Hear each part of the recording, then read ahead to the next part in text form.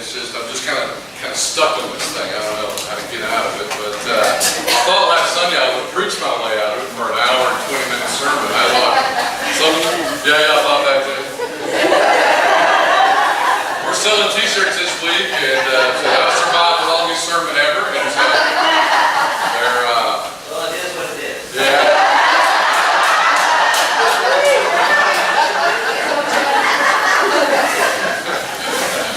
I got a lot of conversation last Sunday, and some of y'all watched on the internet as you fell asleep, and so you can get some of those sermons on YouTube. Joe does that, and so Joe, thank you always. I try to do this once a month. Just say thank you for he puts all this stuff.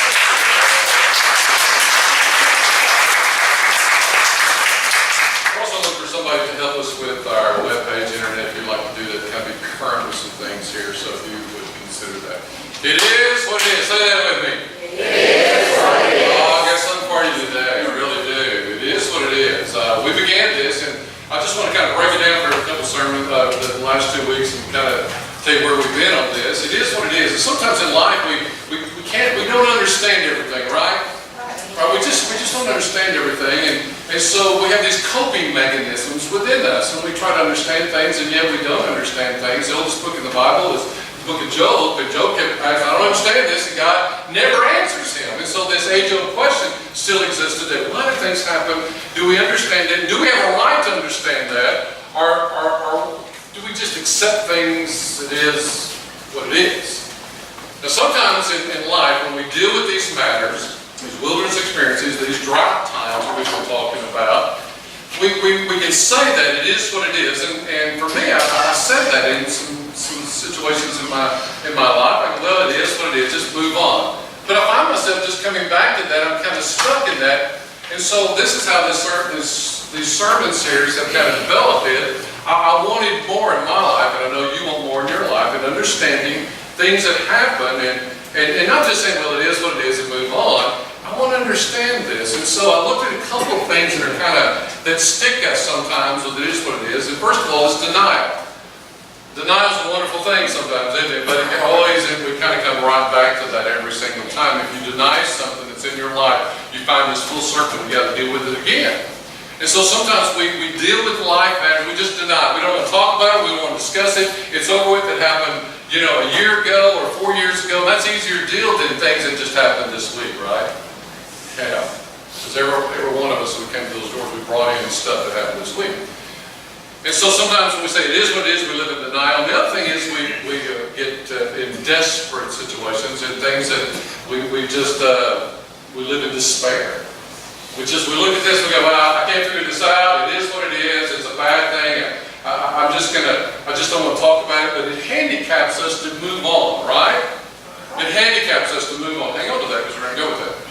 So we're going to talk about it is what it is. And then the first sermon is, we look at this, that it is what it is, but it's not what it feels like, and it's not what it looks like. In other words, we have to have faith in all things. And faith is not a feeling. Say that with me. Faith is not a feeling. It's just not.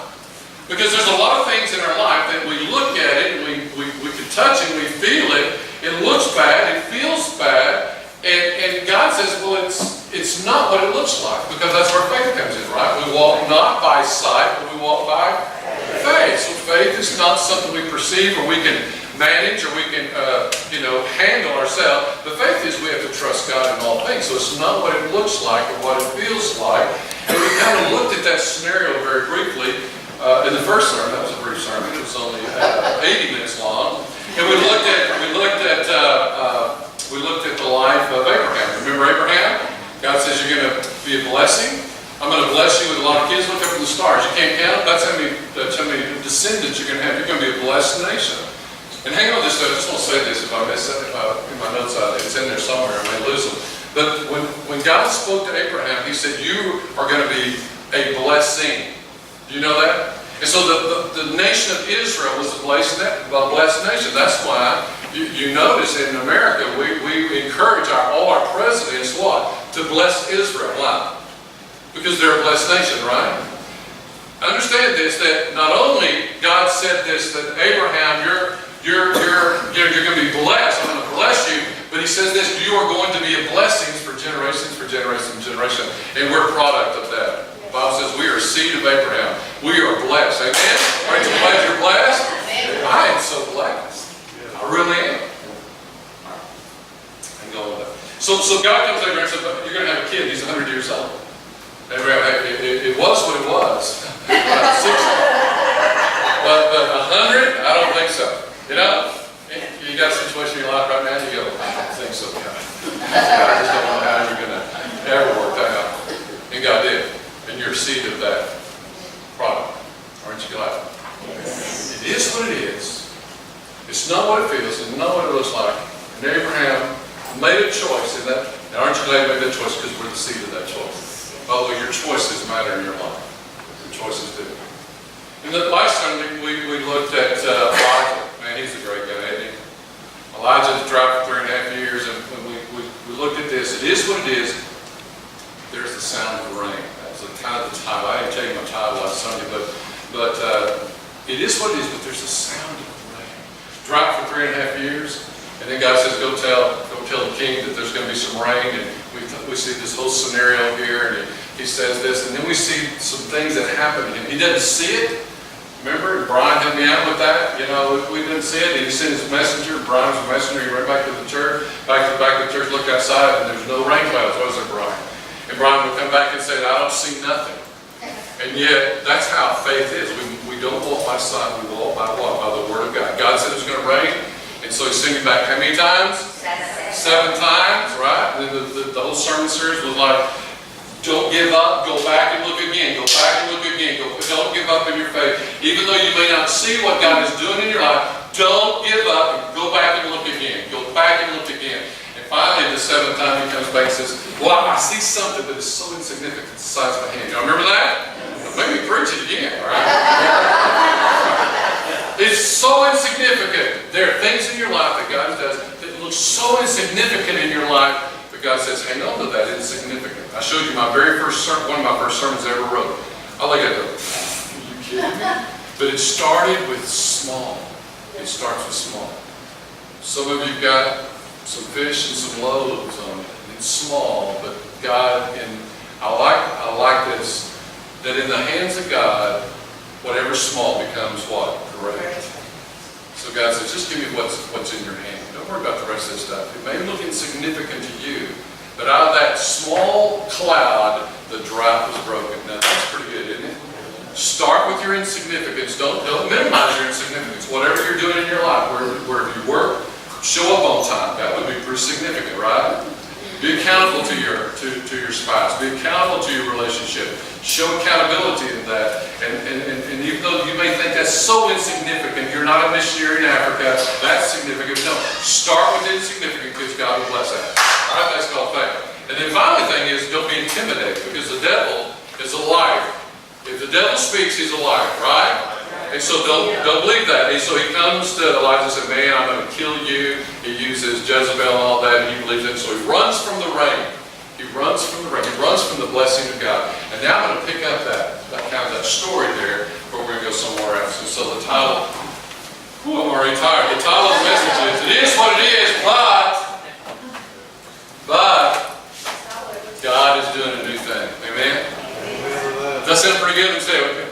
It is what it is. I mean, life is tough, and I want you to identify some things in your life right now you're just struggling with. I mean, maybe it's things that's happened a long time ago. Maybe it's some things last week. Maybe it's some things that you know around the corner in your life, but you're struggling with that. It is what it is. But check this last thing. But God is what? Does that turn you on? Yes. Yeah. It is what it is. But God, you're doing a new thing. You're doing a new thing. It's going to be good today. Let's pray. Father God, we thank you for your word. Your word is so precious. I love you. Thank you for the honor just to stand before people that are so hungry for you. They are so hungry for you this morning. The accountability in my life is so high right now that I want to feed these folks. So I pray for the anointing of your Holy Spirit, because only through the Holy Spirit will there be a teaching. And a substance of spiritual understanding can only come through the Holy Spirit. So Holy Spirit, we invite you to participate in this journey that we're about to go on. against any distractions, gives ears to hear, and eyes to see, and faith to believe. In Jesus' name, amen. All right, let's go to work. We're going to look at this. God's doing a new thing, all right? Let's look at Isaiah. Turn over there if you would. Just take a left over there. Isaiah chapter 43, verse 19. I know it's up on the screen, but it's a very familiar scripture verse, isn't it? When you talk about new things, I mean, this is kind of like a New Year's Eve sermon, right? You always hear this one that comes up, right? Y'all out there still? All right. I know all of you turn your Bible. It's in the Old Testament. Page 1126.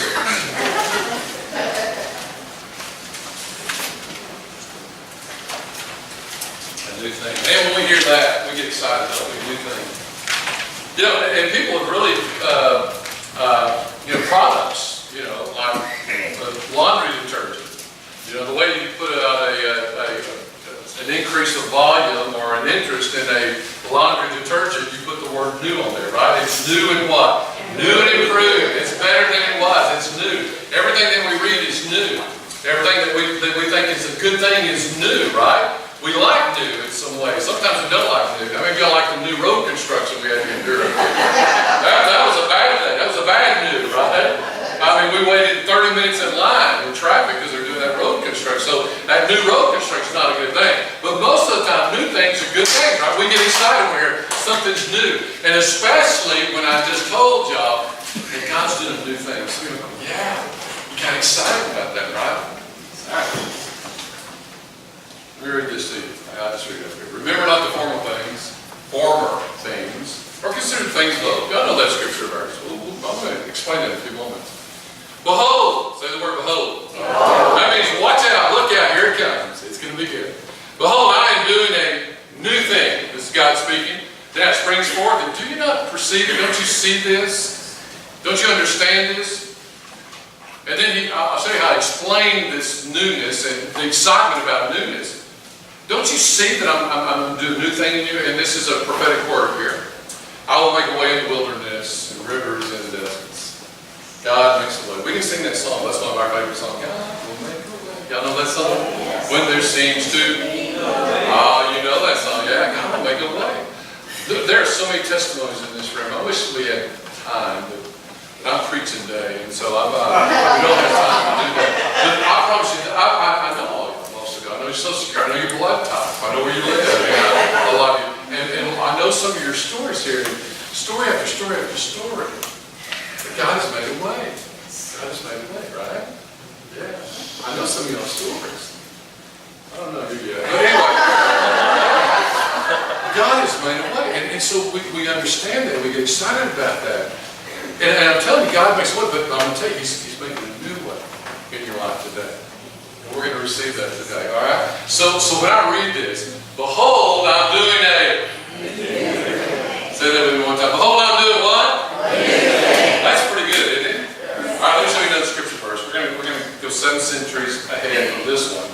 Okay, in Hebrews chapter 6, verse 1. And I had a whole other sermon on that one, but I'm just going to kind of read this to you and let you understand something here, some problems here. And then next Sunday, I want to explain that even a little bit more about the problem with God's promises and His blessings, and by faith to receive that, because it's already been done. We just don't want to receive some of those things. And so we see the promises and the problems here that we have. In Hebrews chapter 6, verse 1. Andrew, would you read that for me, please, sir? Therefore, let us leave the elementary doctrine of Christ and go on to maturity, not laying again a foundation of repentance from dead works and of faith toward God. Okay, so we've been talking a lot about faith here. And here in the early church, they struggled with this new thing. They really did, because you got to understand that the Hebrews here have operated in an old way. And the old way was they operated on the words of Moses and the ceremonies of the prophets, and that's what they had. And they've operated on this. And so there's a struggle that's going on in the early church with God has done a new thing, and God has done a new work. He's completed. Remember what Jesus said? He said, I didn't come to abolish the law, but I came to what? Fulfill the law. And they're struggling with this new way. And so we see it, and you can see this in chapter by chapter in the the author is explaining to us in chapter 3, it says that there's a conflict because the Hebrew children, well, Moses was their idol. I mean, he was the hero, the one that's going to bring deliverance. And in Hebrews chapter 3, the author is talking about it, said, let me tell you, Jesus Christ has really got more authority than Moses. So he's reaching to them where they're at, because they're stuck in this old way. And he's trying to present this new way to them. And see, the old way was what? Ceremony and law and ritualism and sacrifice. The new way is founded in the fulfillment of Jesus Christ. So he did all that. And then in chapter 4, we talk about that Christ is a high priest, and he's the priest now over them. And they're struggling with this, and this new way is not working for them. They don't understand this. They're stuck in that old way. And so there seems to be a conflict in the early church that's no more about works of righteousness, because the righteousness through Christ, his sacrifice on the cross, has fulfilled all of that. So it's in Christ and in faith in him that we have the fulfillment of the law and the fulfillment of our lives. Does that make sense? You with me, okay? And so they're having a hard time with this newness. Now they want newness. We all want newness. We don't want to keep doing the same thing over and over. We want to break that pattern. So then God put in this that we strive for that. But there's a struggle with this newness, and it has to do with faith. For by faith you're what? Not by the law, not by the works of the law, not by the sacrifices anymore, for he fulfilled that. But it's faith in Christ Jesus. That is our salvation. Amen? If you've never come to Christ this morning, the only way that you come to Jesus Christ is through faith. The finished work of Calvary, that's how you become a believer and a follower of Jesus Christ. It's not being religious. It's not carrying a bunch of rules and laws and even the 10 commandments. But the initiation of your salvation comes through the finished work of Jesus Christ. And you must trust him as your Lord and Savior. Amen? Amen. That's the beginning of our salvation. And your salvation is through Christ. And so you must come through what? Faith in his grace. That's how you're saved. And you're struggling with it. Now, let me ask you some questions real quick. I'm going to run through this real quick. Let me just throw this out. We read that scripture verse, the former things, and let me ask you this. And don't answer out loud right now, okay? Do you have any former things that you need to forget about? I mean, just some things in your life. So, man, I wish I keep going back to this, and it's a struggle in my life. It's a thing that happened years ago. It's a thing that's happening right now in my life. I'm just tormented by this, and I want to mature, and I want to grow in Christ, but there's just this thing that just pulls me back. And there's something that you need to let go. Let go. That's good. If you think God wants to bless you, you can answer this one out loud. That's all y'all got? Now we struggle with this one. I've taught you well. We struggle with the blessings of God because we go, man, whatever God gives me, I'm going to be happy with it. I don't want to, I'm not going to, name it, claim it. Gary tells us not to do that kind of stuff. That's out of control. And then when we start talking about the blessings of God, we get a little sidetracked with this because we think the blessings of God sometimes are the things that he gives us. Are you blessed by God? Yes, I got a brand new car last week. I'm blessed by God. Or I've got money in the bank. I'm blessed by God. And so a lot of times we say the blessings of God, we interpret that as substance and things of this world, and that's not what I'm talking about, the blessing of God. Okay? So hear this out, because we've got to nail this down before we move on to the other stuff. Because we have these barriers, these difficulties in understanding the blessings of God. I want to teach you something today. So when I'm talking about the blessings of God, I'm not talking about the things of this world, because what are the things of this world going to do eventually? Up in smoke, baby. It's going to just dissolve, right? Everything that we think are blessings, the tangible things, the material things, they're good things. I like my truck to get me here. I like those things. I like the house to go to. There's nothing wrong with that. But understand the blessing, guys, what I'm talking about is love for you. God's love for you. Is that a blessing or what? What about his grace for you? I mean, you can't deserve grace. I mean, that's unmerited favor by God. And yet he gives his grace to you. Is that a blessing from him? What about his mercy? Not getting what you really deserve. I mean, love his mercy. Mercy endures forever. Amen. Man, his mercy. We don't get what we deserve because we deserve some bad stuff the way that we act before a holy God and a righteous God and a pure God. And so I'm talking about those things that are substance, those things that really his grace, his love, his mercy, his presence. And these are the blessings that I'm talking about, okay? So we're talking about blessings today. I'm not talking about material things here. Those are His blessings that He provides for us. But I'm talking about substantive blessings, the blessings from God. His love, His mercy, His grace, His presence in your life. His times of His presence when everyone else has forsaken you, but He stays with you. He will never leave you, nor will He what? Forsake you. See, those are blessings from God. You got that? So that's kind of the blessing that we want. So do you think God wants to bless you? Yes. Yeah, absolutely. Go back to this last question here. You think God wants to do a new thing in you? Amen. Yeah, come on, sister. Do you think God wants to do a new thing in you? Yeah. It's kind of a trick question a little bit. I'm not trying to put you on the spot or anything, but is God trying to do a new thing in you? Absolutely yes. Absolutely yes. And we kind of get excited about that, don't we? A new thing? God, I mean, because anything God touches, what? It's a good thing, right? Every good and perfect gift from Him comes from what? Comes from Him. And so whatever He gives is going to be good and perfect. And so doing a new thing, man, sign me and I want that. Now, here's the promise that God has for us, right? All right. God is doing a new thing in you. He has done a new thing. If you're in Christ Jesus, He has done a new thing. The Bible says, if any man be in Christ, 2 Corinthians 5:17, if any man be in Christ, he is what? Say it, church. A new creation, right? You're brand new. That's good, isn't it? Yes. Let me preach this a little bit today. Okay? Let me preach this. If any man be in Christ, he's what? And He doesn't just stop at that. He said, you're a new creation. You know, and then He goes on to say what? Behold, all things have died, have passed away. Behold, all things, say all things. Say one more time with meaning. All things are what? So here's what it is. The promise is God has done this work in you. When you came to Christ, you became a new creation. All right, don't have time to explain all that. Just take the word for it. You become a new creation, but you're still in that process. He's still creating newness in your life right now. Right?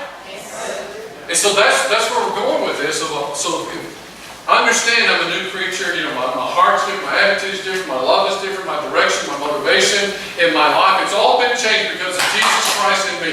I have a newness in me, but trust me, He's still working that newness out every day, right?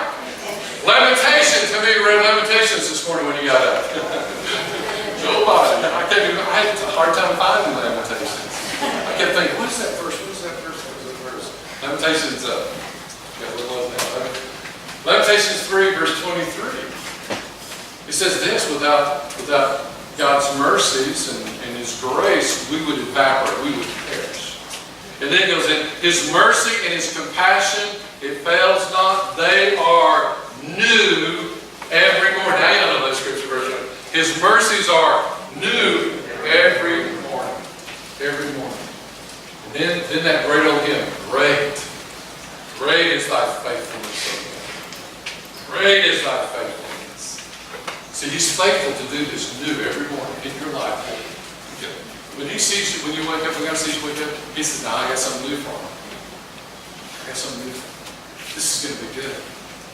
And I wonder what stops us short of receiving those new blessings from God every day.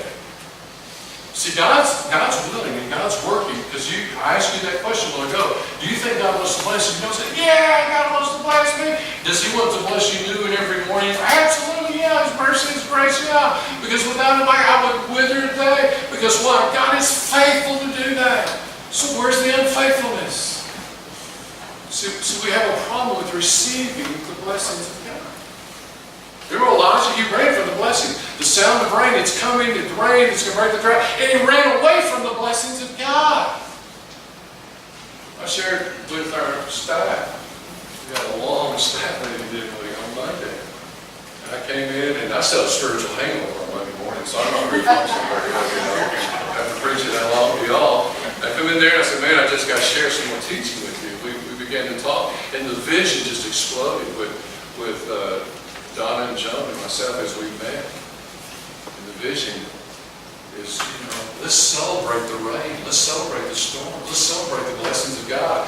Let's don't be afraid of success when God brings us these blessings. I like it. That's it. You'll hear more about that later. And, oh Lord, don't freak out. We'll be here forever. Now let me tell you something. It's true. Every time there's a promise from God, there's always problems. Okay? I mean, really. I mean, when the promise says God will never leave you or forsake you, what you go through these times where, oh, I'm just by myself, I don't know, God's, we have this. Every time there's a promise, there's always problems here. Now, let me give you the problem with the promise that God is doing a new work in you. Here's the problem, it's this. It is what it is. That's a problem. We want the blessings of God, we want a new work, and then we just get stuck in this mode. It is what it is. God doesn't hear my prayers. It is what it is. I'm just stuck in this. I can't get out of this. It's other people doing this to me. It is what it is. And I get stuck in this. I know I want God's newness and refreshment, His mercies, and I want to see Him move in my life, but I'm just stuck in this. It just is what it is. Do y'all understand what I'm saying? So we're in this wilderness. People of God have been in wilderness before. They march around that wilderness, there's no water, there's no manna, there's nothing. What it is, what it is.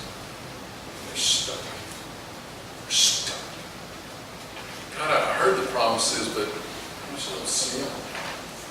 God, I know you said you'd be with me. I just don't hear it. God, you said you'd provide for me, but I'm destitute. And is what it is. See, that's a problem. God says, I'm going to give a newness, a new thing. And here's the other thing, our other problem with this is, check this one out. That's just the way that I am. You ever said that about somebody else? We'll talk about somebody else now. This is getting way too personal here. You know somebody, we had a neighbor and I go to West Texas and everybody knew everybody, right? And we had the Goats family, and nobody went in the alley of the Goats family because Jonesy Goats was the thug. And he'd beat you up if you went in there. And I asked my mom, I said, why can't I walk down the alley? She said, don't go down the alley there. She said, well, Jonesy, he's a bad guy. He's been arrested and all this thing. And I was a young elementary, third grade, and that was my route home to that alley. She said, don't go there because that's the way that they are. So I stayed away from them. Goats. I don't know why I told you that story. But anyway, the fact is that sometimes we just say, well, that's just the way that I am. That's just who I am. And that is a problem because God says He wants to do newness in there. And so we just say, that's just the way that I am. We have these things called familiar patterns, don't we? We respond a certain way. It's a kind of a behavior thing that we do. We just kind of get stuck on. Now, our brains have these, in our brain cells, we have these connectors in our brain cells.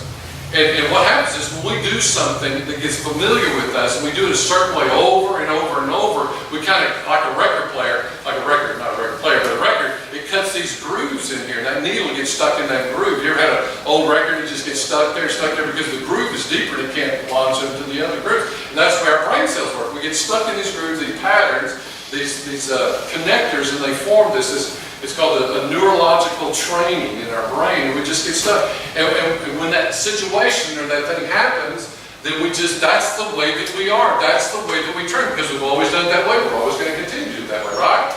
All right. For example, you may, the way that you drive. So you got this pattern of just being angry every time you get behind the steering wheel.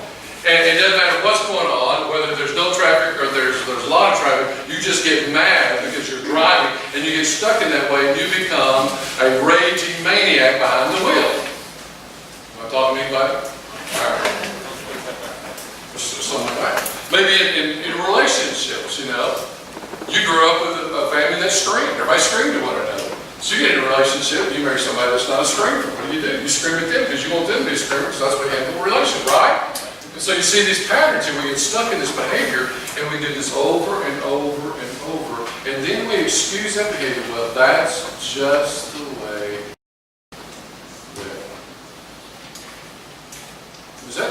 follower of Jesus Christ? No, Gary, I don't think you can. I'm afraid to say things, you'll call me out. Let me ask you something. It is what it is. We say that, we get stuck there, and it's just same thing in that same fashion. Well, that's just the way that I am. We get stuck in this pattern, right? We just keep saying it. Do you think there's more that God wants for you in your life? You would be in church this morning if you thought there's nothing left in my life. I don't care how old you are, how young you are. You're here this morning thinking, maybe God is going to do a new work in my life. And some of you are saying, I really want God to do a new work in my life. And so if we leave here today, we just say, well, it is what it is, and that's just the way that I am. How's that working for you? Ask that a lot. Is that all that you want in your life? And do you think that's what God's going to be happy with you? If you just, well, it is what it is, and that's just the way that I am. I'm just going to do the best I can and try to protect myself if I ever get in those situations because that's the way that I am, and I'm stuck here. Do you think God is happy with your responses? Yes or no? No. I ask you a question earlier. Do you think God wants to do something in your life? And so when I read that scripture, God is doing new work. Some of you go, yay!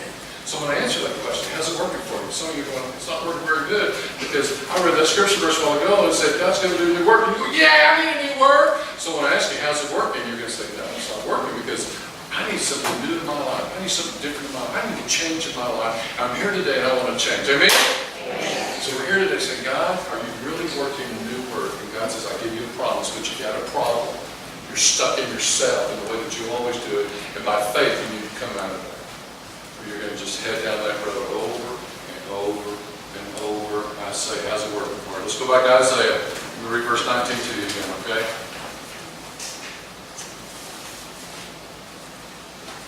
Behold, look out.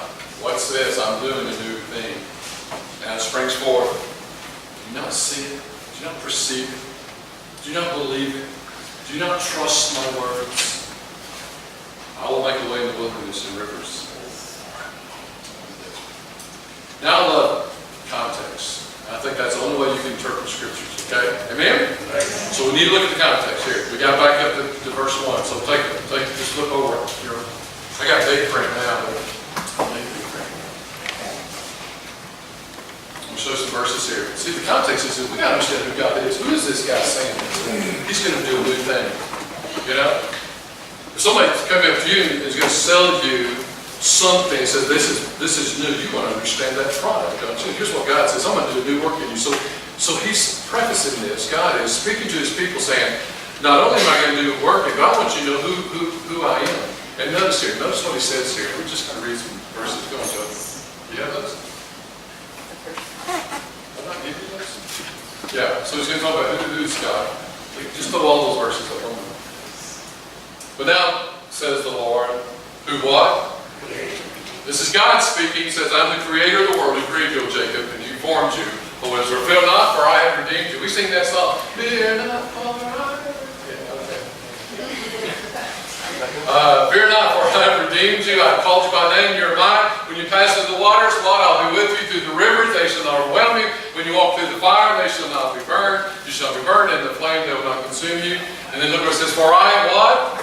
The Lord your God. Who? The Holy One of Israel. He said, who am I? I'm the God that saved you. I'm the God who saves you. I'm the one who rescued you, redeemed you. In fact, the waters, the fires, they have not consumed you. For I am a holy God. I'm the one who formed you. So he's telling them who he is. Who he is. Keep going, Joe. Next verse. Thus said the Lord, God speaking again. By the way, capital L, capital O, capital R, capital D. So it's a messianic. It's speaking of Christ, the Trinity in this. When you see that, it's all capitalized. It's one of the Trinity. God the Father, God the Son, God the Spirit. Who makes a way in the sea? Lord, who makes a way in the sea, the path of the mighty waters, who bring forth chariots and horse and army and warrior when they lie down, and they cannot rise up. He reminds them of what he's did here. That's some unscripture verses, but we didn't get that one. But check this out. Then God, he reminds them of what he did. And this story is familiar to y'all, isn't it? What story is he talking about here? What? Yeah, he's going back to Moses, right? He's go back to Moses. It says, y'all remember Moses? And yeah, we love Moses. Now remember what's happening here at the time here. I didn't tell you this. Maybe you don't know this. Maybe you do know. They're in captivity again. Remember the days of Moses? They're in captivity. Where are they at? Egypt. Very good. They're in Egypt. They're in captivity. For how long? 400 years. Y'all are smart. And so for 400 years they're in captivity here, and Moses shows up to rescue them. They love Moses. Remember I read that in Hebrews? They still love Moses. Still thought he was going to rescue them. All right. So Moses, they're saying Moses. Remember Moses? They went, yeah, that's our favorite. Moses is our hero. He's our deliverer. He's going to rescue. They really thought Moses was going to come back. You know, God's going to raise him up and send Moses back to rescue them because they're in the Babylonian captivity right now, right? And they want to be rescued like all of us. They want to be a blessing like all of us. They want to see God's blessing. They want a new thing. Because this old thing in slavery is not a good thing, so they want to be rescued. All right? So they said, remember Moses? No, remember Moses? Remember all the things that happened, you know, the plagues and all that, and finally they're released and they're headed, and all of a sudden what happens to they get to the sea, right? And all of a sudden the sea's there, and who's behind them? Pharaoh and his army, right? They're trapped. And they look before the sea and they go, oh Lord. They start complaining and griping and saying, man, we're going to die and all this, and what happens there? He says, and the waves parted, and the sea parted, and the water parted, and they went right through that thing that was a burden, that thing that was a roadblock became their blessing. They went on there. So it reminds them, man, they love that story. And can you imagine the people there as they're hearing this thing, and they're in captivity, and he reminds them, he speaks this word over them, this prophetic word, as I said, he said, remember this, remember Moses, and I'm going to do it again. It's going to be a new thing. Remember that story of Moses? So this time, you know, you ever come here to the church and we sing your favorite song? You know what I'm saying? You heard that? Oh, I love that song. Man, I get holy goosebumps every time we sing that song. Everybody like that? This was their favorite song. He will make a way. God's going to rescue us. He's going to make a way. They would sing that. Yeah, he's going to make a way. We got this. He's going to deliver us. Moses is going to come back. Remember that? The sea's going to deliver us. They're in the wilderness. And they're going, yeah, that's our favorite song. They're going to deliver us. Man, a great sermon. Everybody's time to pass the plate, right? Because everybody's hyped up on this thing. Yeah, we're going to bring away. We got this. And then he says this incredible thing right here. What's this? Okay. Yeah, go to the next one. Okay? So he's going to say, who's God? God is your Redeemer. He's your rescuer. He's your salvation. And he says, look what he did. He delivered you out of this refuge, out of this slavery. And remember that what he did? And they're going, yeah, we remember it. We're in slavery now. We're in bondage now. We don't see the blessings of God now. And then he stops and says, but remember not the former things, nor consider the things above. Now, a lot of times we interpret that, and I've preached this before New Year's. Remember not the former. Remember last year? You sucked. You know? It's a new year. It's going to be better. I started looking at this, and I thought, maybe that's not. It can be. It's a good sermon. It's a good message. And there's a lot more scriptures out there that says that. You know, admit it, quit it, forget it, move on. But not this time. So check this out. Here's what I want to say here. Remember not the former things. Notice he's been talking about the blessings and the deliverance that God has done and the way that he did that. And here's what he's saying. He said, look, I want you to forget about the way that I brought deliverance and blessings to you. Forget about the way. Now why, let me ask this question. Why would God want us to forget about the way that he blesses us? Anybody want to take a shot at that? Okay, look. Yeah, he wants to do different. So you recognize it anyway. So we'll recognize it anyway. Anticipate that. Because we always look to the past and remember the future and the future for us. Okay. Many people are remember when we get saved, and that's the highlight of their life. And then it's always like that, and there's something forward today. It's true. There's no wrong answers in this church.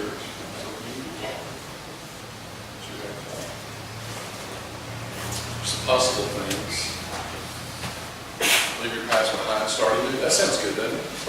Why would we want to forget the former things? Because we leave our past behind and start anew, right? We like that, right?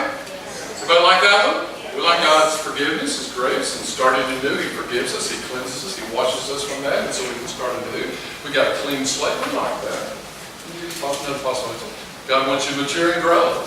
Like what you're saying, we get stuck in the past blessings. We say, well, that's the way God blessed me. And now, it's just, I don't see that anymore in my life. And so we're not stretched. We don't mature. And that's really, that's what Hebrews 6:1 was really saying. You need to mature. You need to quit going back to that and lay that foundation, because I want to mature you, and it's in faith. And faith is a thing, it's a now thing. Now. Faith is the substance of things hoped for, the evidence of things seen. A now faith. That's what we need today, right? Amen? We need a now faith. So mature and grow. Okay, that could be it. Go ahead, Joe. God forgives your sins. We like that one. He forgives them. Let it go. Move on. One more. Don't be prideful. I think that's really what you were saying. Look what God did. God rescued me. God did a miracle. And we began to kind of formulate the way God has to operate in our lives. We've got to be careful. Here's what I want to say here. Here's my take on this morning. What's this? Here's what I think God is saying. Remember what God has done. Remember who God is. Remember we said that? God is Redeemer. God is faithful. God is salvation. He's holy. He's the Creator. Remember what God has done. Don't ever forget what God has done. But forget about the way. Say way. Forget about the way He brought His blessing, because God is going to do it differently. Alright? So we don't ever forget who God is and what He's done in our life, but we forget about the way. Because when you put God in a box, what does He do? He breaks out of that box every single time, right? You say, well, this is the way God works. And God says, well, I did then, but don't miss out what I'm fixing to do in your life right now. That's why He says it's brand new. We get stuck in this, and that's what happened in the book of Hebrews. They were stuck in this way, and they couldn't receive Christ because they were stuck in that way. And don't be judgmental, because I think all of us could have tendencies for that way. We get stuck. We get stuck. Verse 19, let's go back to that. Behold, I'm doing a new thing. The reason I said it this way, because I looked at this verse, and we normally stop right there. Behold, I'm doing a new thing. Yay! And then we put a period there and we go on. We have a word of prayer and we go home and we go, He said we're doing a new thing. I don't know what that means, but we're doing a new thing. So here it is. Behold, I'm doing a new thing. Now, say now. Now, okay, it springs forth.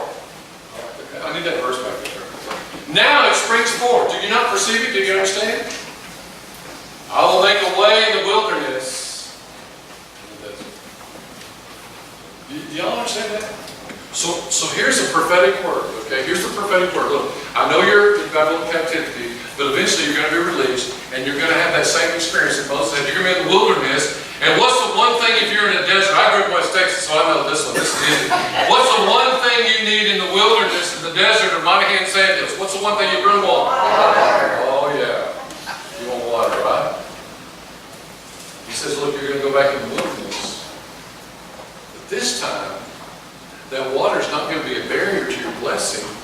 That water is not going to be a barrier to crossing over to the promised land, the promises of God. But this time, that water, that barrier, is now going to be a blessing in the wilderness. Y'all getting that?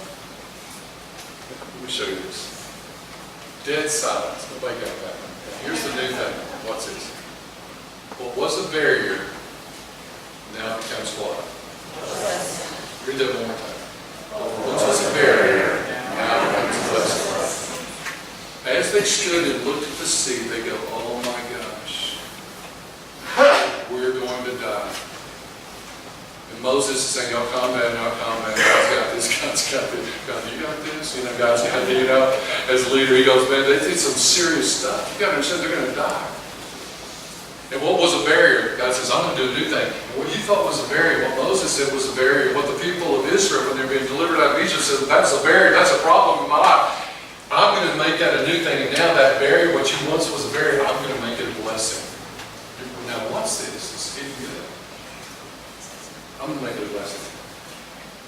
God can do that, right? We can't do that kind of stuff. We try, don't we? We try to finagle and try to do this. Now, what the Israelites saw in the Red Sea, they saw death sentence, they saw a mistake. They said, man, that's a poor decision. We shouldn't have listened to you, Moses. Remember the complaints as Moses is listening to all these people gripe and gripe. You should have known something else was going to happen. They gripe the whole time, right? And so they're griping and said, man, well, we should have just died in Egypt. At least we would have had graves. And now we've got this barrier. We know God's blessings on the other side. We don't see it. We can't feel it. And we're going to die here. The enemy's there. They're about to kill us and destroy us. And we've got this barrier of water. And it separates us from the promises of God. And we're going to die here. We made a mistake. We listened to other people. And now we're going to die. You ever feel that way? You're trapped. No way out. No way out. Why did I listen? Why did I make that decision? Why did I make that mistake? Why did I do that? And that thing that kept them from freedom, that body of water, that obstacle, that sea of water, now God says, I'm going to do a new thing. Here it is. What's it? What's it? What's it? He says, now that barrier, now it's going to be a blessing. And now some of you, part of the wilderness is going to come out of that experience in the wilderness, that time of drought, that season of wandering, that season of, God, are you here? Do you hear me? Are you with me? Do you love me? Is your presence real? We're the blessing. Out of that wilderness experience, I'm going to spring forth waters that's going to give you life. The thing that you thought was a barrier and a burden in your life, a handicap, a mistake, a distraction, a misguidedness of your life, the thing that you thought was a barrier, I'm going to rise to that because I'm going to do a new thing in your life. Well, this is getting good. If you can chew on this, it will change the way you look at storms in your life and the things you're going through. I promise you. Jeremiah 29 verse 11. Remember that? For I know plans for you. What is it? Come up with what to what? Plans to prosper you what? Not to harm you. Plans to give you hope and what? Hope in the future. That's who God is. He doesn't want to harm you. He wants to prosper you, give you hope. So here's today's message. Here it is. I'm almost through. See, because the redeeming work of Jesus, listen to me.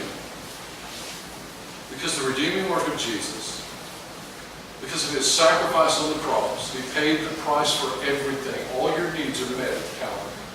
Every need that you have is met through Jesus Christ. You're a new creature. Old things are new. All things are brand new on the other side of the cross. All of our barriers, anything that keeps you stuck in life, any drought that you have in life right now, anything that says is a barrier from you really growing in Christ, any barrier that's a past mistake or anything like that, God has done this new work in you as a believer in Jesus Christ, and a follower of Jesus Christ, and here it is. No longer is that mistake, no longer is that barrier to be something that keeps you from God, because God will take whatever's in your life and it will become a blessing. Do you understand that? Now we're really getting stretched here. Because we walked into these doors today. I walked in those doors today thinking, man, I don't see how God can bless some of the stuff in my life. I want to tell you, if you walked in the door with shame today, do you know all your shame has been taken care of at Calvary? Do you know that? All your shame of your past, and that shame, you just say, you know, I could really serve the Lord more, and I could really grow the Lord, but I just have the shame of my past. Do you know that's already been taken care of? And that shame can be a blessing if you just give it to the Lord by faith. Some of us have got a lot of pain in our lives, past experience. And that pain kind of keeps you from really just seeing the blessings all around you, because we're just stuck in that pain. Do you know that I really believe by faith that through Christ and through Calvary that he took all of our pain, all of our shame, and he bore it so that when we experience that, it's not that burden and it's not that wilderness, it's not that breakage of us, but what it really is, it's a blessing, and God can use it. Condemnation, Jesus took all that condemnation. There is no condemnation in Christ. Yet that condemnation rises up in you. often in your life, God, you are sorry, dog. You mean nothing to God. And that condemnation rises up. And I'm going to tell you, that hinders you, and that feels like that's a burden. But God says, I've taken care of that. I've taken care of all that. You're not to be condemned. You are forgiven. You are a child of righteousness. You are my child. You belong to me. Fear? Most of us, we have fears in this room. We have this fear that controls us and dominates our decision making. And we rise up and say, man, I want to be used by God, but I'm just afraid that I may not have the right answers. And that's not my personality. That's the way that I am. I'm just not. And so fear pulls you back. And God says, do you not know that I love you? There is no fear in love, but perfect love cast out all fear. For fear hath torment, and he that feareth is not made perfect. We love him because why? He first loved us.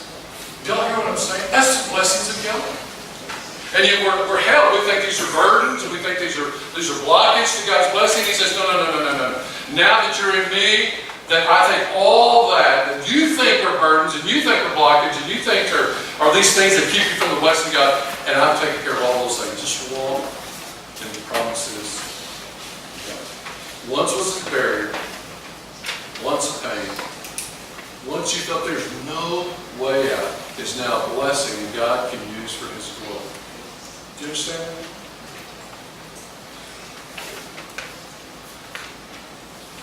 New work.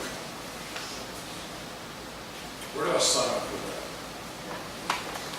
New work. The promise of God says that he who began that work, the new work in me, he's going to be faithful to complete that. Sometimes I just don't see it. Honestly, can I be honest with God? Can I be honest with God? Yes. I don't see it sometimes. I struggle just like y'all do. I just don't see it.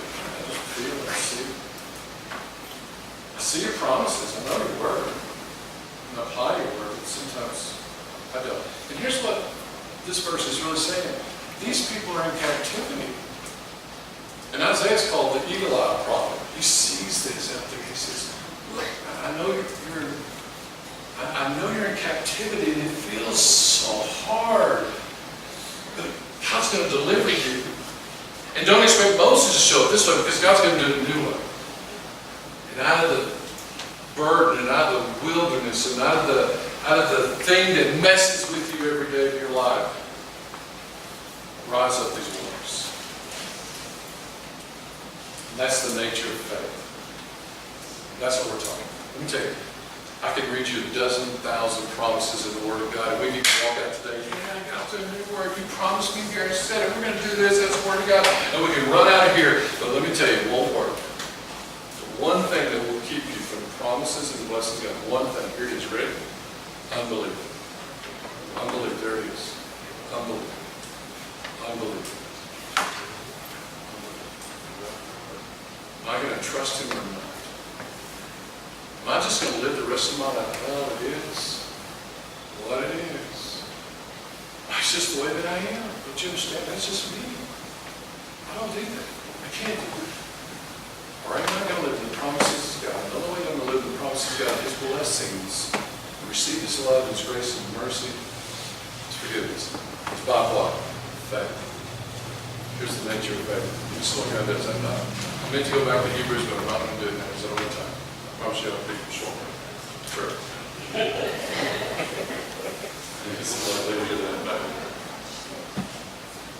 God doesn't want us dependent on the system. In other words, God did it this way, God does it this way, God does it this way. He doesn't want us to be dependent on the system. You understand that? Systems don't work anymore. But rather, a commitment to the divine source. He wants a personal relationship with you. The only way you come to Christ is with a person. The only way you come into salvation is with a personal relationship with Jesus Christ, and he continues that relationship all the days of your life. We can't depend on the system, but we depend on the source. Last illustration. I've been preaching this sermon to me a lot. And all this stuff that y'all are hearing, it's just things I'm wrestling with. I have tons of hours in this, but nobody knows that. tons of hours on this song. And some of this. And so this week I just started preaching. So out here in the parking lot yesterday afternoon, guy says, "Can I come meet you?" So I made him down the parking lot. Not to fight, you know. Let's take it. So we're talking, and I said, 13 years. He goes, "How'd you know?" I know. He goes, "Yeah, 13 years." I asked him if I could use his name, and he jumped on like crazy. Steve Loveless, I don't know if you know Steve Loveless. Known him for 18 years. Been invited to this church. He said, "Come to church." No, yes. Oh, yeah. Years and years I invited him. Steve, 13 years ago, had an aneurysm in his brain. Almost died. Should have died. Should have died. And was in the hospital, recovery for 2 years, and still. And so I said, 13 years. Imagine 13 years ago that happened. And I said, "Man, isn't God good?" He goes, he looked at me and I said, "Had that not happened in my life, I'd probably be dead the way that I was going to drug something." He said, "You know, the thing that I thought was going to kill me," what's this? "The thing that I thought was going to kill me has brought a life to me. The thing that I thought was a burden to me has become a blessing to me. The thing that, the habits that I could not break, that bad thing," it was a bad thing. Aneurysm is a bad thing. Let's call it what it is. It's a bad thing. It's a hard thing. He still suffers from that. But he's got a different perspective. I say, "Steve, what's different about you?" He says, "This. I've embraced that thing that happened to me 13 years ago, and now see it as a blessing. Not only curse, I receive it, blessing, and I want that to be used to God's glory for the rest of my life." Did I hear that?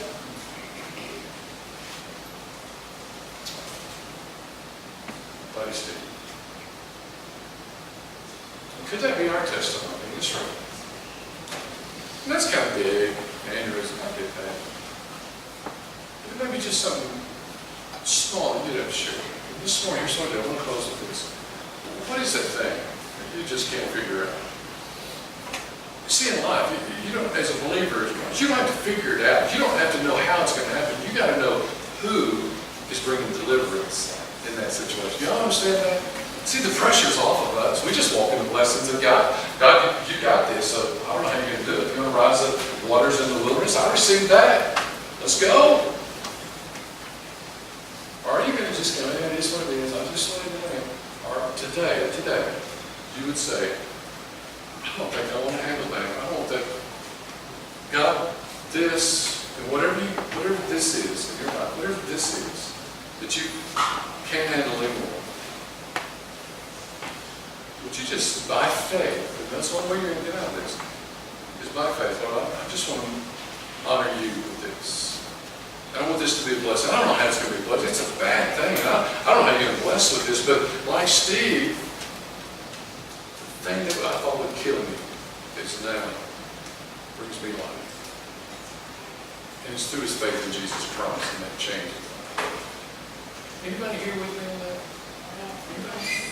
Whatever it is, just take one thing to do before you leave here, and we're done. Take just one thing that you struggle with. Or I'm going to yield this to you. Let it be a blessing, whatever it is. Maybe an addiction. Maybe a habit. Maybe a past relationship. It may be something you did so horrific. Maybe nobody in this room knows. Whatever it is. I promise you this, because as a follower of Jesus Christ, he does a new thing. He's wanting to take that thing that just looks bad, dead, to be a blessing, whatever it is. He'll do that. If you don't know Christ as your Lord and Savior, you need to, by faith, trust him today. Trust Christ. You began that journey. You may be afraid, what if I give my heart, my life to Jesus? What does that really mean? Try. It'll be the hardest thing you've ever done. It'll be a journey that's hard, but you'll have that peace and that place that I'm talking about that you want. That that you only have through Christ as your boldness. Trust Him. I want to pray for you. Ready? Pray for you.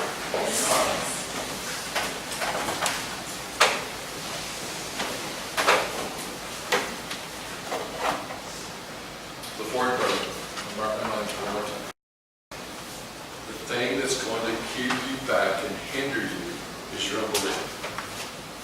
I'm not saying you've got to see it to believe it. I've been teaching you that doesn't work. If you want the situation to change a little bit so that you can really believe it more, that's not going to work. You just by faith receive this in the name of Jesus Christ. God's going to bless you. He's going to pour His mercy. Like Abraham, He wants to bless you so that you will become a blessing. It's not just pouring out blessings from God. It's becoming a blessing to others around you because we desperately need the thing that's keeping you to be a blessing so that you can bless some other people that are going through the same thing. Father, you know the hearts here. I don't. You know the struggles in life and these things that seem to be blocking the blessings and receiving the blessings and walking in the fullness of God. Today we recognize that it's through Christ and through Christ alone that we have any hope at all. It's God, through your mercy and your tenderness, your gentleness, that's new every morning because you're a faithful God to do that. Every day we see that, and yet God, we just surrendered our lives to say, well, it is what it is. Just like that I am. You said you would change us, and you have changed us, and you're in that process of waiting. That we just lift up our hands to you and just say, Lord, change us. And by faith, we receive that, whatever that is. Lord, we want to honor you and glorify you in all that we do, that we're changed from glory to glory to glory. God, we got to get back to that thing that just, we don't see any glory there, your blessings there, Lord. And so today, we give that to you. We give that to you. Lord, we forget about the way that you've done things and miracles in the past because we want to see today and now faith. We receive that. Lord, I thank you that you're springing up rivers, waters in your people here today. We thank you, Father. We thank you for the word of God. We ask this in Jesus' precious name we pray. Amen.